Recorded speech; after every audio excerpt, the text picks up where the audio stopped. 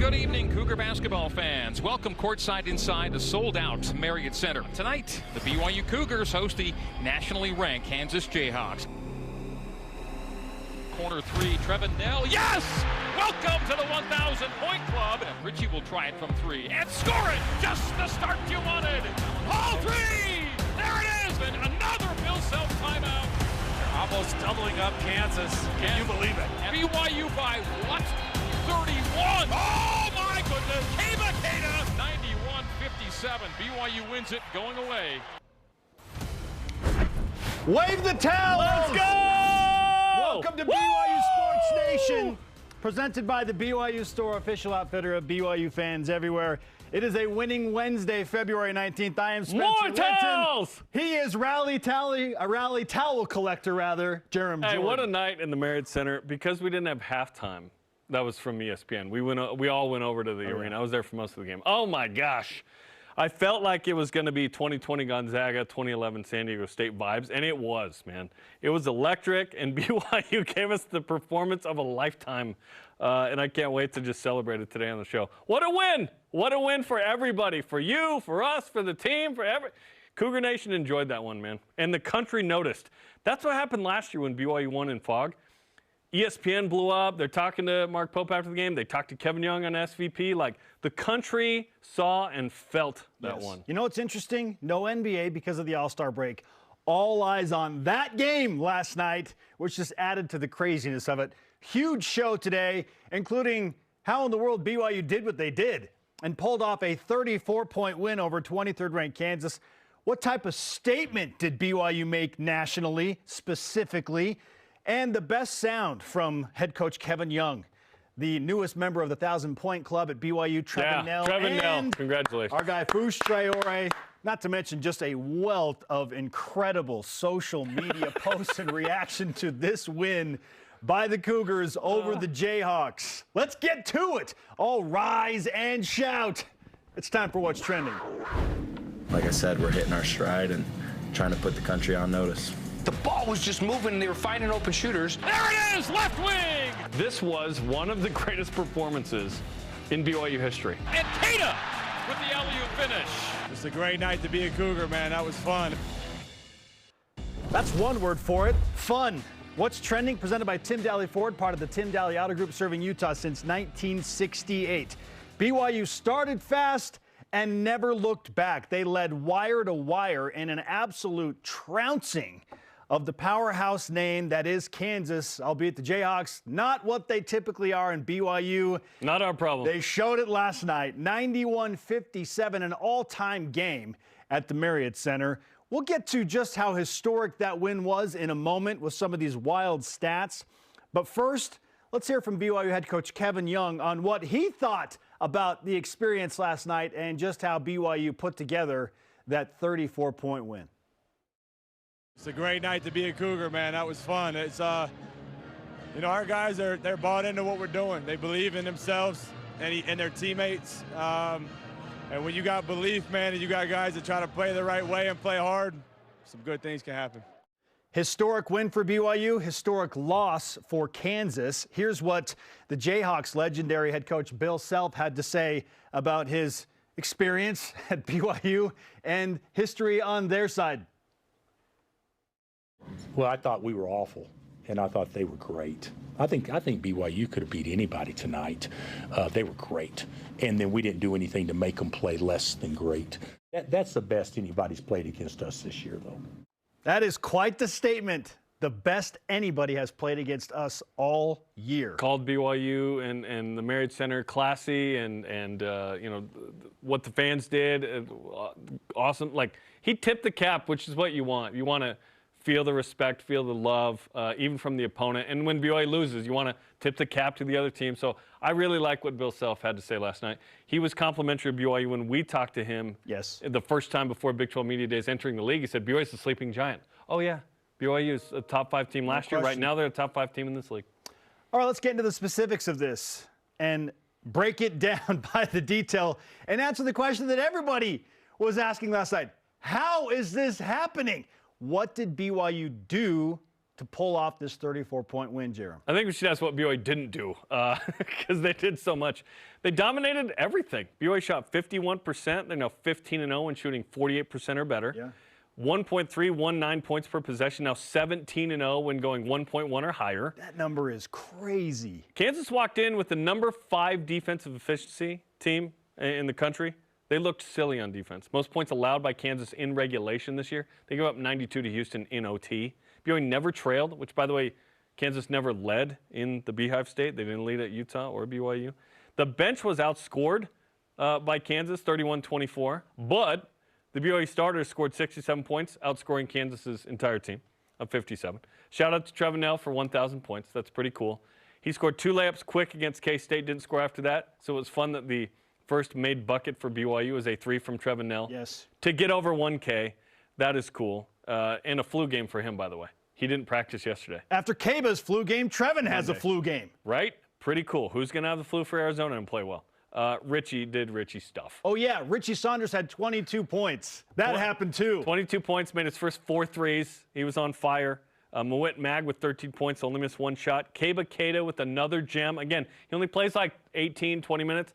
10 points, 9 rebounds, and a spike into the heavens. I think it went up to the very top. He might play Friday night for the men's volleyball team against Barry.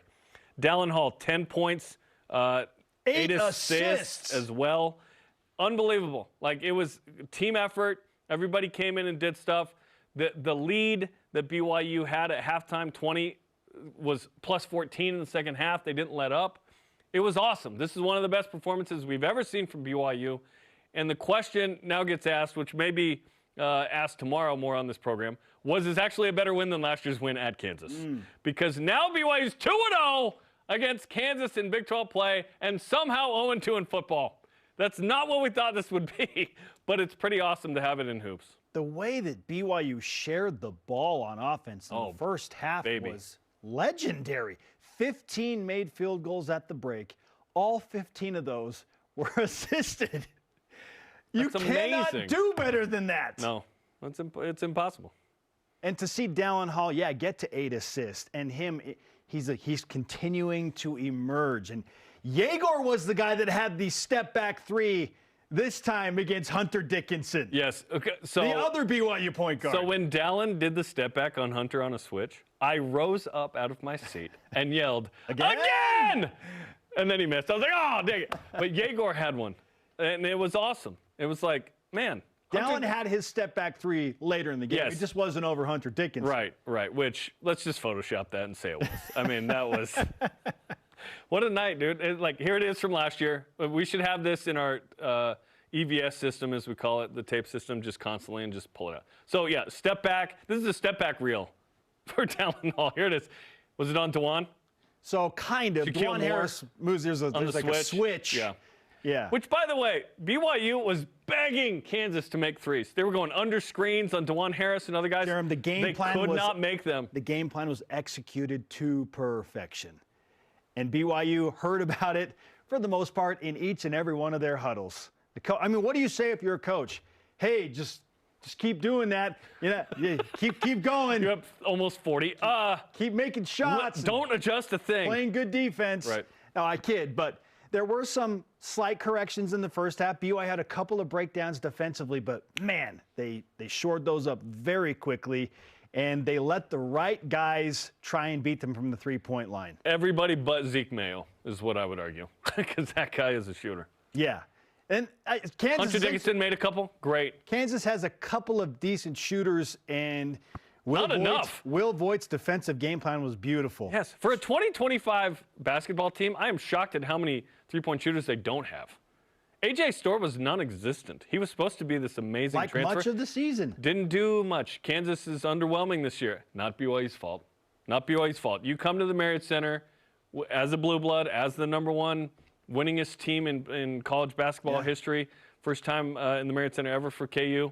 And BYU was ready. Like, every BYU fan in that gym was ready to give what they needed to give for BYU to win. Not just win, but dominate. I mean, that was all time, bro. BYU forces 15 turnovers, but 10 steals. 14 of those were steals by 10 different players.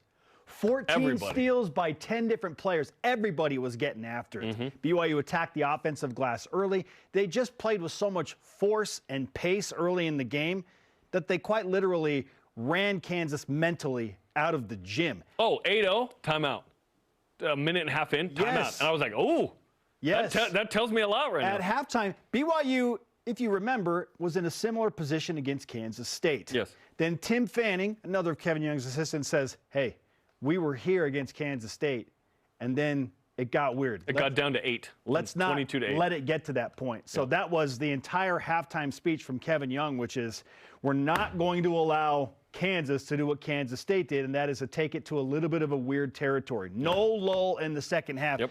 Jarom, they came out, and they just went Increasingly. right back to it. Then it's a 30-point. Then it's a 38-point lead. And now we're being texted, tweeted about largest losses in Kansas history. 40 was the number. BYU was flirting with that number. You had to go back to 1900. BYU's program started in what, 1905, I think?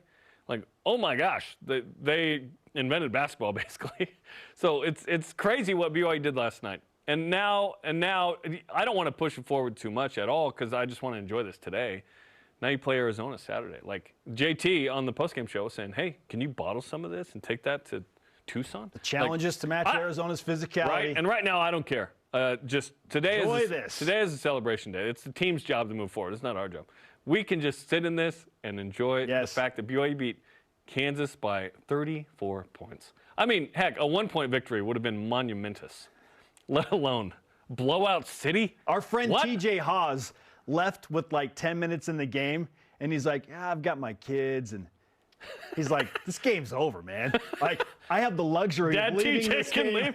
We can go put the kids in bed. Like, I was sitting by a couple of Kansas fans who, when they went down 31 with like 12 minutes left, they were out. Bye. And some other people were like checking on some other people by me saying, oh, I think we're sitting here. I was like, hey, come sit over here. These seats are not going to be occupied the rest of the game.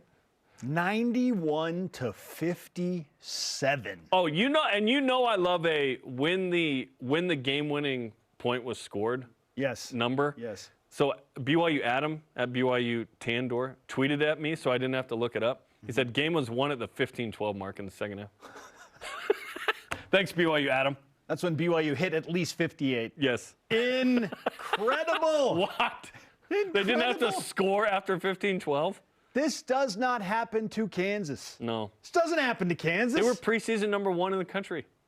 We're going to get to all of the history here in just a moment when we get into the statement, Jarom. Okay, so what was the statement BYU made last night? That they are an NCAA tournament team, hands down, no questions asked. And that was determined and dangerous. Like not just, hey, we're going to be there. Hey, you don't want to play us. If we're a 10 and you're a 7, look out. Watch out. Yeah. We can shoot it. We can get after it. Yeah. BYU is an NCAA tournament team first and foremost. They made a huge jump up, a couple of notable metrics. Ken Pomeroy, they jumped 2 spots to number 31. In the net rankings, BYU, number 31. They jumped 5 spots. That's a big jump at this point of the season. Yes. If you can be in the 20s on Selection Sunday, you're in a great at-large spot. Great. Everybody, all of the notable college basketball personalities were watching this game, again, because there wasn't anything to watch in the NBA. This was the showcase game of the night in the United States of America. On the mothership, on ESPN. There were some better maybe matchups, but in terms of like interest, what's Kansas going to do? Are they going to respond after the Utah loss? It's on the mothership, ESPN. It goes right into SportsCenter. Like, this was the time to do something significant. And BYU owned the night. They really did. Yes. The whole country saw and enjoyed this one. Largest margin of victory over a ranked team in the history of BYU basketball. That's saying a lot. The previous one was 2021 in Portland against Oregon. Yes. BYU climbed up to number 12 after that, after beating number 12. Yeah, by 32. I'm hard-pressed to believe that if BYU is at least competitive in Tucson against Arizona, and I think it will be, that they should be receiving votes by the end of the week. I think they will. Yeah, they will no matter what. My goodness. Unless they get blown out in Arizona. I don't think they will. Largest win over a Big 12 team in BYU's short Big 12 tenure. That one's good too. Like the fact that BYU has produced a bunch of 20-plus point wins this year. They didn't have a 20-plus point win last year in Big 12 play. They have at least 3. Yes. Right now. Destroyed Arizona State, Cincinnati, and now Kansas. So what a night. Yeah, the statement is, look out for us in March. BYU is a tournament team. February 19th, BYU is getting better. This is the best they've showed us. Is there more for BYU to show? I hope so. I do think this will be the best win of the year. I hope it's like a second-round game to get to the Sweet 16. I hope that's better than this. But in terms We'll just call it the best regular season win. There you go. What are we going to remember from this year? I hope it's, they went to the Sweet 16 or whatever. But we at least are going to remember this game. Just like last year, we remember Kansas as the game last year for BYU. So congrats to the Cougars. It's unbelievable what BYU did. So for Kansas, third worst loss in program history by margin. Tied for the worst loss under Bill Self. Yikes. Worst loss in program history to an unranked team. Oh, boy. Second Big 12 loss by 30-plus points under Bill Self. Largest loss by a preseason number one ranked team ever. That's what? A crazy step. The last one is unbelievable. No preseason number one has ever lost the way that Kansas did last night to BYU. And I know that Kansas has, in their spectrum, fallen from grace. Number 23 is not where they typically expect to be. They will be out of the rankings next week. They're done. They play Oklahoma State Saturday. I don't care if they win by 70. They're out of the AP poll next week. Wow. After that loss. You know what else BYU did? They took over sole possession of 5th place in the Big 12. And they have the tiebreaker against Kansas and Kansas State, Spence. There's a realistic chance. And Baylor. There's a realistic chance in the Big 12 standings, as we come down the stretch here with just 5 regular season games, that BYU could be the 5 seed again. That's better than, like I said last season, because you didn't have Arizona in the league. They're going to be in the top 4. Yeah. So this is like BYU climbed up a spot in a bigger league. So BYU's in 5th. Remember, in the Big 12 tournament, 9 through 16 play on Tuesday. 5 through 8 come in on Wednesday. I think that's where BYU is going to come in, is Wednesday. Now you're in the second round. You win one game, you're in the quarter. If somehow BYU goes on a run these last 5 and they go 4-1 or something and they win at Iowa State or whatnot, there's an outside chance that BYU could somehow sneak into the top 4. I don't think that will happen. 3-2. But there is a chance. Yes, 3-2 is what they'll probably do. And now they're going to go potentially 12-8. Wow. We were hoping for 10-10. So here's what BYU has down the stretch. At Arizona Saturday, which, by the way, it's the first time BYU is playing 2 top 15 or 20 Ken Pom teams in the same week since Louisville and UNC in Vegas back in 2008. I sidelined that Louisville game. That was a fun one. BYU split that one, beat Louisville, lost to UNC close. Yes, that was in the Orleans. Little did we know that'd become our second home, the Orleans later. At Arizona State next Wednesday, that's the only Wednesday game for BYU in conference. West Virginia at home, at Iowa State, Utah. You hope you beat ASU, West Virginia, Utah, at least. Can you somehow sneak in at Arizona or at Iowa State? By the way, Iowa State, look, 8. Arizona, 9 in net. Those would become the best wins of the season by net. I think this is going to be the best win of the season. Everybody will remember because of the margin and the domination. Did you see the way BYU destroyed Kansas? That conversation will be had in the war room before Selection Sunday, and it will be repeated again and again when discussing BYU's resume. You set a new high, and it's real high. Like Kansas, I don't care that they're down a little bit. It's kind of like in '94 when BYU football beat Notre Dame and Oklahoma. I think they both went 6-6. Not our problem. BYU won those games, and that's an underrated 10-3 BYU Copper Bowl winning season, which I broke my collarbone the day BYU beat Oklahoma. That's why I remember the date, December 30th. Your sacrifice is noted. If that's what it took for BYU to win the Copper Bowl, thank you, Jarom. You're right, but it's not about me. BYU is in a great spot right now. Keep this going. Don't need to upset Arizona and Iowa State, although that'd be awesome. Go 3-2, 12-8. You're a 5 through 8 seed. Now you're in a great spot to win a game or 2 in the Big 12 tournament and add to the resume and be a single-digit seed. BYU was 2-4 in this league. 4 weeks ago? They got trounced by Houston. It was an embarrassing loss. Yep. Lost a frustrating game to Texas Tech at home. Then stubbed their toe on the road at TCU and Utah. And people are saying the only teams they've beaten are Arizona State and Oklahoma State. Is BYU even going to sniff the tournament? This is an NIT team. I remember. At the time, they were. I remember well. Climb out. Okay, 7 of 9 now they have won, and they have totally flipped the script. Kevin Young said it again last night. Keep stacking good days. Mawit, Mag in the starting lineup. BYU's 8-3 since that switch. I'm not saying it's all Mawit, but certainly Go, Mo. he and that group have contributed, right, to this turnaround. Our question of the day, what was your favorite moment from BYU's 34-point win over Kansas? There are like 178 notable moments from last night, so just pick one of them. Travis Larson, 32 on X, says, the energy and atmosphere of the Marriott Center, it was off the charts good. So fun. Kansas was walking into a buzzsaw last night, one of the best sporting events I've been to. Go Cougs. If Kansas thought like, oh, it was tough to play at Utah. Oh, good luck. Good luck. Andy Katz was like, hey, because he covered New Mexico for I think the Albuquerque Journal in the 90s. He said people are finding out that Salt Lake Provo tough. Road trip's rough. Yes, there are, I believe, 4 teams in the Big 12 that have been swept in their Beehive State swing. Wow. That's something. If I'm Bill Self, I send a message to the league going, hey, can we not play in Provo next year? I love BYU fans on social media last night, too. Hey, Utah, hope you enjoyed your close wins over Kansas State and Kansas. While we blew both of those teams out. Margin measuring. The Crocsall on Instagram. The Yegor step back over Hunter Dickinson looked very familiar. Yep, put it in the MOA, the Museum of Art. Put it in there. All right, you've heard a few of the fans' favorite moments, some of our favorite moments from last night's BYU victory. I also asked BYU head coach Kevin Young, Trevin Nell, and Fush Traore about what their favorite moments were from last night's unforgettable win. Listen to this. Honestly, probably Elijah Crawford's layup as one of them. I mean, that's the guy who, plays really hard every day in practice and doesn't get a chance to compete out here, and he comes in there, makes a layup, and is fired up and goes back and guards on the other. It was definitely Caba's block. That man, the shot goes up, I was like, okay, Caba's probably going to barely touch it. It's going to go out of bounds. Like, it would be good. But the way he took off, the way the ball just sounded going 6 rows up, it was pretty insane. I would say the last Caba block, man. I was like, man, how did he even? No, that was just a different level. It was like a volleyball, Ball out of commission. The sound that made was wild. We should, normally this is a family-friendly show. This block is not family-friendly. I mean, that was violent.